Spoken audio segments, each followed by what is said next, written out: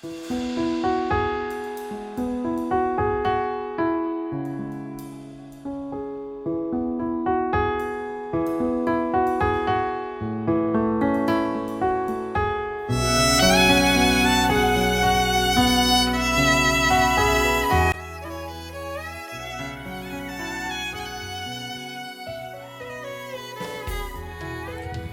you want to go quickly, go alone. If you want to go long, go together. త్వరగా వెళ్ళాలనుకుంటే ఒంటరిగా వెళ్ళు. చాలా దూరం ప్రయాణం చేయాలనుకుంటే కలిసి ప్రయాణించు. ఇది ఓ పురాతన సామెత. అవును, మన విశ్వాస జీవితంలో కొన్ని దూరాలు త్వరగా వెళ్ళాల్సిన పరిస్థితి వస్తుంది. కొన్ని దూరాలు చాలా దూరం వెళ్ళాల్సిన పరిస్థితి వస్తుంది. అలాంటప్పుడు మనము కలిసి వెళ్ళాలి. త్వరగా వెళ్ళాలనుకుంటే ఒంటరిగా వెళ్ళు. అవసరతను బట్టి నీ ప్రయాణం తప్పకుండా ఉండాలి. మన జీవితాల్లో ప్రయాణం ఎంత దూరమో మనకు తెలియదు. కీర్తనకారుడు ప్రభుని అడిగాడు, నా దూరం ఎంత, నా జీవిత ప్రయాణం ఎంత దూరం? ప్రభువా, నా దినముల పరిమాణము నాకు తెలుపవా అన్నాడు. ఒకానొక రోజు ఒక బాటసారి చాలా దూరం నుంచి ప్రయాణం చేస్తూ ఒక సముద్రపు రేవును చేరాలని తను ప్రయాణం చేస్తున్నాడు. కొండలు దాటాడు, పర్వతాలు దాటి వచ్చాడు, అనేక అడవులు దాటి వచ్చాడు, నదులు దాటుకుంటూ వచ్చాడు. సముద్ర తీరం కనబడటం లేదు. అలసిపోయిన తాను అక్కడున్న ఒక వ్యక్తిని అడిగాడు, అయ్యా, సముద్ర తీరానికి వెళ్ళటానికి ఇంకా ఎంత దూరం ఉంది అన్నాడు. చాలా దగ్గరికి వచ్చావు, ఇంకొంచెమే ఉంది. నువ్వు 1 గంటలో దాన్ని నువ్వు చేరుకోవచ్చు అన్నాడు.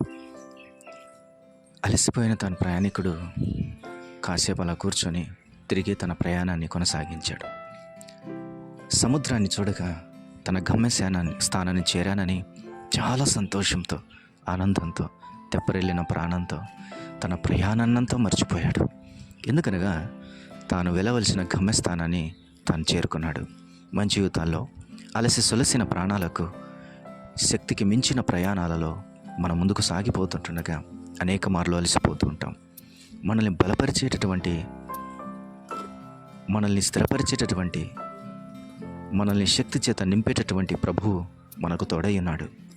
ఆయన మనల్ని నడిపిస్తాడు. నీ ప్రయాణము దూరమా?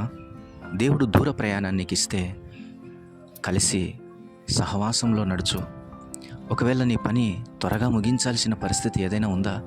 అయితే ఒంటరిగా పోరాడు. ప్రభు నీకు తోడై ఉన్నాడు. నీ గమ్యస్థానాన్ని తెలియచేయటానికి ప్రభు సిద్ధంగా ఉన్నాడు. ఉదయకాల సమయంలో ఈరోజు నీ ప్లాన్స్ ఏంటి? ఈరోజు నీ ప్రయాణాలు ఏంటి? నీ పనులేంటి? ఈ అన్ని పనుల్లో దేవుని చిత్తం ఉందా? ఆలోచన చేసి ప్రయాణం చేయి.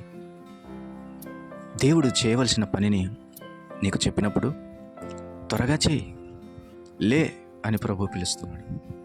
నిజమే, ఆనాడు ఏలియాతో దేవుడు ఇలా అన్నాడు. అయితే దేవదూత 2వ మారు వచ్చి అతన్ని ముట్టి, నీ శక్తికి మించిన ప్రయాణము నీకు సిద్ధమై ఉన్నది, నీవు లేచి భోజనము చేయమని చెప్పినప్పుడు, అవును, ప్రయాణం త్వరగా ఉంది. శక్తికి మించిన ప్రయాణం మన జీవితాల్లో ఉంటుంది. గనుక భోజనము చేసి ప్రయాణం చేయి. కొంచెం సేద తీర్చుకో, భోజనం చేయి. ఇక్కడ భోజనం అనగా దేవుని వాక్యం, దేవునితో సహవాసం. అది మన ఆత్మ సంబంధమైన కడుపు నింపేది. అప్పుడు మరలా మన ప్రయాణాన్ని, శక్తికి మించిన ప్రయాణాన్ని కొనసాగించగలం.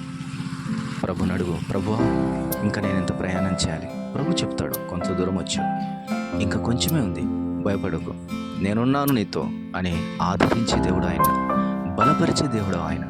అట్లాంటి దేవుడు నీకు నాకు తోడై మన ప్రయాణాన్ని సులువుగా చేసుకో.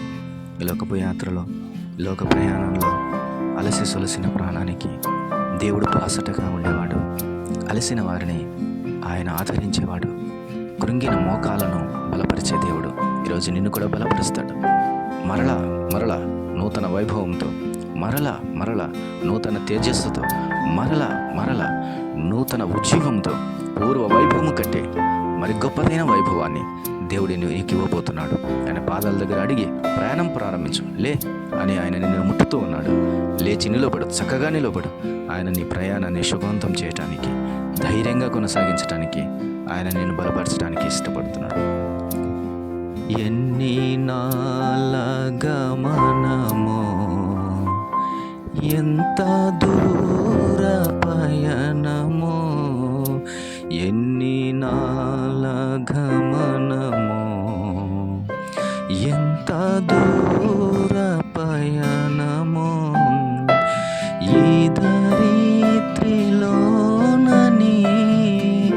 బ్రతుకు దినములెన్నియో,